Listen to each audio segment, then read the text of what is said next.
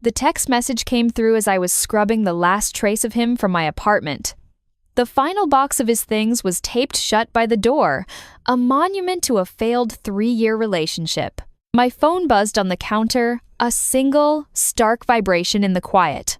It was from Mark. Mark, I'm keeping Bruno. He's happier with me. It's for the best. Don't make this harder than it has to be. The world didn't slow down. It stopped. The air vanished from my lungs. The sponge I was holding slipped from my numb fingers and landed with a wet slap on the tile. I'm keeping Bruno. Those 3 words were a declaration of war, more brutal than any "I don't love you anymore." He knew Bruno was my heart, my fuzzy, 60-pound shadow. He was the one who'd licked my tears when my dad passed away, who'd slept curled against my side through every panic attack, who'd been the only good thing to come out of my relationship with Mark. Mark, the charismatic restaurant owner, all charming smiles in public and cold, calculated dismissiveness in private. Mark, who had a lawyer on retainer and thought winning was the only language that mattered. He'd moved out a month ago, but he'd waited until now, until I was finally starting to breathe again, to plunge the knife in and twist it. My hands trembled as I typed a response, fury turning my vision red. Me. You can't be serious. He's my dog. You know that. We agreed. The reply was instantaneous. He'd been waiting. He responded, "The adoption papers have my name on them too, Maya. Possession is 9/10 of the law. He's already here at my new place. He's fine. Let it go. Possession is 9/10 of the law." He'd always talked like that, reducing everything to transactions and power plays. My grief, my love for Bruno, it was all just a variable in his equation. A fresh wave of nausea hit me. He was right about the papers. In a moment of naive trust, years ago, I'd let him put his name on the forms because he'd been the one to hand the cashier the adoption fee. It was a sentimental gesture that had now become a legal weapon. I stumbled to my laptop, my mind racing down dead ends. A legal battle? He had more money, better lawyers. He'd drain me financially and emotionally until I had no choice but to surrender. He would love that. He'd frame it as him providing a more stable home. Tears of helplessness threatened to fall, but then I stopped. I looked at a photo on my fridge, me and Bruno at the lake, his tongue lolling out, his big, goofy head tilted back in joy. And I remembered something. 2 days ago, I'd been scrolling through Instagram, a masochistic habit of checking Mark's profile, when I saw it. A story he'd posted. A video from what looked like a lavish rooftop party at his new downtown high-rise. Loud music, clinking glasses, and there, in the corner of the frame, was Bruno, my big, anxious dog. He was cowering, his tail tucked so far between his legs it was almost invisible. The camera panned to him for a second, and someone, probably one of Mark's vapid friends, laughed. "Looks like the mutt can't handle the party life, Mark." Mark had just chuckled off camera. He'll get used to it. The memory was a lightning strike of clarity. He wasn't keeping Bruno because he loved him. He was keeping him because he knew it would destroy me. Bruno was a pawn. I opened my phone and found the screenshot I'd taken of that Instagram story. In it, you could clearly see Bruno, visibly distressed, pressed against a glass balcony wall that was far too low for a dog his size. You could see the half-empty beer bottles and ashtrays on the floor within his reach. It was a snapshot of neglect, of a dog in an environment that was not just unhappy, but unsafe. My lawyer would take weeks. Animal control, however, responded to immediate threats. My finger hovered over the download button for the city's official app. This wasn't just about getting Bruno back anymore. This was about protecting him. Mark had drawn a line in the sand, and he expected me to weep on my side of it. Instead, I opened the app, navigated to Report Animal Neglect, and began to fill out the form. My hands were steady now. With a cold, focused calm I didn't know I possessed, I typed out the details. Address, 123 Skyline Tower, Penthouse B. Animal. Bruno male-neutered German Shepherd mix, approximately 60 pounds. Nature of complaint. Dog is being kept in an unsafe, high-stress environment. Evidence of potential access to harmful substances. Owner is willfully neglecting the animal's emotional well-being and physical safety. And then I attached the photo. That single damning image from his own social media. I took a deep breath. This was the point of no return. If I did this, there was no going back. It would be a nuclear option. He would see it as an act of war. He started this war. I was just choosing my weapon. I pressed send. A confirmation screen popped up. Your report has been received. An officer will be dispatched to investigate. For the next 3 hours, I was a ghost in my own home. I paced. I jumped at every sound from the street. I checked my phone 100 times, expecting a furious call from Mark. Nothing. The silence was agonizing. Had they even gone? Had they dismissed it? Was my evidence not enough? Doubt was a corrosive acid, eating away at my resolve. Maybe I had gone too far. Maybe I should have just begged. And then, a sound.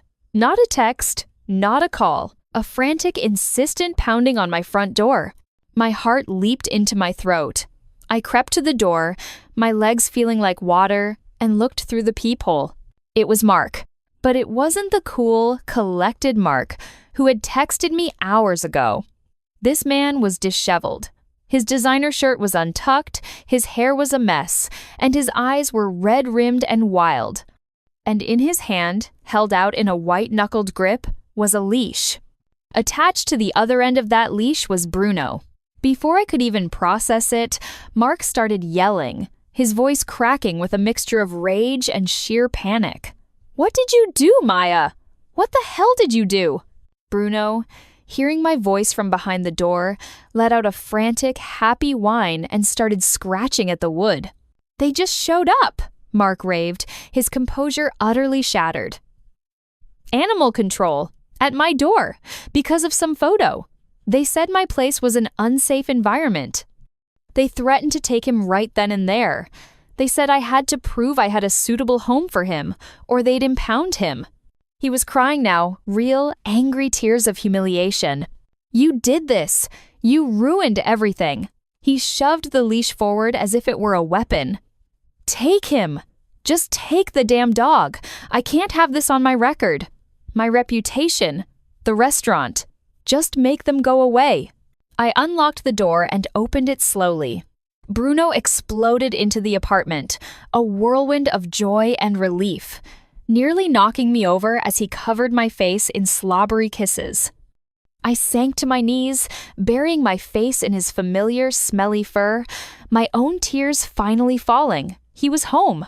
I looked up at Mark, who was still standing in my hallway, a broken man clutching an empty leash. The power dynamic had not just shifted, it had been obliterated. "I'll call them off," I said, my voice quiet but steady. "On one condition." His eyes narrowed, wary and full of hate. "What?" I stood up, holding Bruno's collar, feeling the solid, reassuring weight of him against my leg.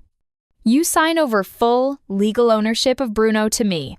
Tonight, no arguments, no loopholes. You sign a document my lawyer draws up, and you walk away from him forever." Mark stared at me, and for the first time in our entire relationship, I saw something in his eyes I'd never seen before. Fear. Fear of me. He had come to my door crying, with a leash, thinking it was his surrender. He had no idea it was only the beginning of mine. What would you have done in Maya's situation? Was calling animal control a step too far, or was it justified to save Bruno? Let us know your thoughts in the comments, and make sure to like and subscribe. The legal and emotional fallout begins. The document was a single page, but it felt heavier than a cinder block in my hands. My lawyer, a sharp, no-nonsense woman named Evelyn Reed, had emailed it within the hour. It was a straightforward transfer of ownership, stripping Mark's name from any legal claim to Bruno. Seeing his name next to the words, "Hereby relinquishes all rights and interests," sent a thrill of cold vindication through my veins. Mark signed it on my kitchen counter, his signature an angry, slashing scrawl. He didn't look at me. He didn't look at Bruno, who was contentedly chewing his favorite toy at my feet. He just slammed the pen down. "Make the call," he gritted out, his voice raw. I picked up my phone, my movements deliberate. I dialed the non-emergency line for animal control, my eyes locked on Mark's defeated posture. "Yes, hello," I said, my voice impressively steady. "I'm calling regarding a report made earlier today about a German Shepherd mix at 123 Skyline Tower. This is Maya Vance. I'm the co-owner. Well, the former co-owner. We've reached a private agreement, and the dog is now permanently in my sole care, in a safe and stable home. The situation has been resolved." I gave them my information for their records and hung up. The whole call took less than 2 minutes. Mark let out a breath that was more of a scoff. "Happy now? You got what you wanted." "I got what was always mine," I corrected him softly. He finally looked at me, and the hatred in his gaze was a physical force. "You're a piece of work, you know that? You didn't have to go nuclear. You could have just talked to me." The audacity was breathtaking. "Talk to you?" I repeated, a bitter laugh escaping. "Like you talked to me when you texted that you were keeping him? You declared war, Mark. I just ended it." He had no retort. He just shook his head, turned on his heel, and walked out of my apartment, out of my life, for what I believed was the final time. The door clicked shut, and a profound, echoing silence descended, broken only by Bruno's contented sigh as he laid his head on my foot. It was over. For a week, it felt like it was. Bruno and I settled into a new, peaceful rhythm. I worked from home, his head a comforting weight on my feet under the desk. We went on long walks in the park he loved, and I deleted all of Mark's photos from my phone. I was free, but a man like Mark doesn't know how to lose. He only knows how to regroup. The first shot across the bow was a 1-star review on my small freelance graphic design business. Maya Vance is unprofessional and unethical. I would not trust her with any project. It was from a fake account, but the venom was his. Then the emails started. Clients I had good relationships with emailed me, confused. "Hey Maya, got a weird call from a guy saying you were shutting down your business for personal reasons. Just checking in?" My blood ran cold. He was attacking my livelihood, the one thing I had built entirely on my own. The final straw came via a certified letter from a law firm, not Evelyn's, but a flashy, corporate one I recognized from his restaurant's paperwork. They were representing Mark, and they were suing me for defamation and intentional interference with business relations. The letter claimed my false and malicious report to animal control had caused him significant emotional distress and damaged his professional reputation, and they were seeking damages. I was sitting at my kitchen table, the legal jargon swimming before my eyes, my hands trembling, when Bruno nudged my leg. He dropped his slobber-covered ball into my lap and looked up at me with complete, unwavering trust. He wasn't just a dog. He was the reason for this battle, and I would not let him down. I called Evelyn. "He's suing me." Evelyn was silent for a moment. "It's a bullying tactic," she said finally. "He's trying to scare you into giving him something, money probably, or maybe just the satisfaction of seeing you break. He has no case. The report was made in good faith based on observable evidence. But he has more money for a longer fight," I said, the old fear creeping in. "Maybe," Evelyn conceded, "but he's also a public figure, in a sense. A restaurateur relies on his reputation, and we have something he doesn't." "What?" "The truth, and a very damning video. The plan we formed was simple, brutal, and elegant. We wouldn't just defend against his lawsuit, we would countersue for harassment and for all legal fees, and we would go public. I'd kept the screenshot, but Evelyn had me find the original video on Instagram. It was still there, buried in his highlights from that party weekend. We downloaded it. The evidence was even more powerful with sound, the loud music, the laughing voice mocking Bruno, Mark's indifferent chuckle. "Give me 48 hours before you do anything," Evelyn said.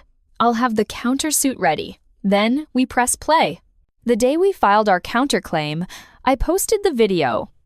Not on my personal account, but on a public Instagram page I created called The Truth About Bruno. The caption was simple and factual. "This is Bruno. He was my emotional support through the loss of my father. My ex Mark took him after our breakup. When he refused to return him, I reported this documented neglect to animal control to protect my dog. He is now safely home with me. Now, he is suing me." This is the environment he called happy. Judge for yourself. I used every relevant hashtag I could think of.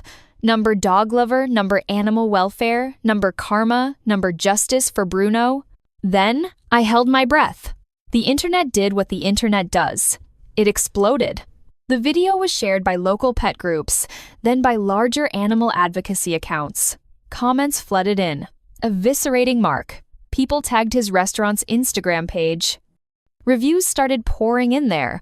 1-star reviews condemning the owner for animal neglect. By the next morning, it was a local news story. Restaurateur sued by ex over dog neglect claims.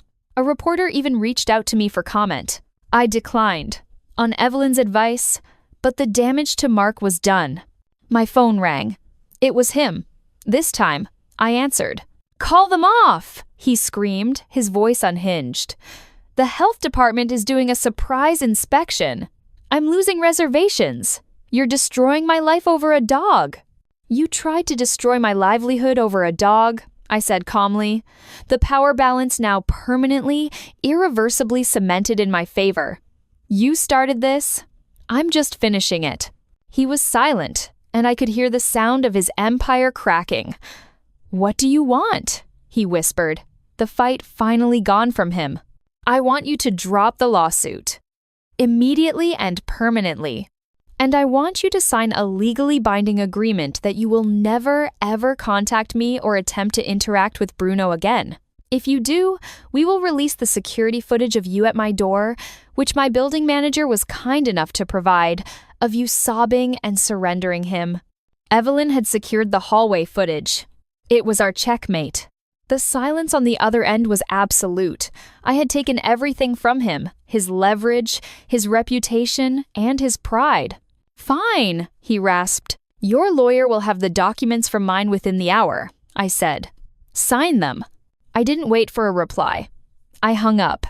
2 days later, the confirmation came from Evelyn. The lawsuit was dropped. The agreement was signed. It was truly, finally over. That evening, Bruno and I went to the lake, the spot from the photo on my fridge. I threw his ball into the water until he was panting and happy, his coat glistening in the sunset. He ran back to me, dropped the wet ball at my feet, and looked up, his entire body wiggling with joy. I knelt in the sand and wrapped my arms around his wet, smelly fur, burying my face in his neck. The fight was won. The war was over. He was more than just a dog I had won back from a toxic man. He was my family, and I had moved heaven, earth, and the court of public opinion to protect him. I had not just gotten my dog back. I had found my voice. What did you think of Maya's strategy? Was going public the right move, or was it too risky? Let us know your final thoughts in the comments. If you enjoyed this story of justice for Bruno, please like, subscribe, and share this video to support the channel.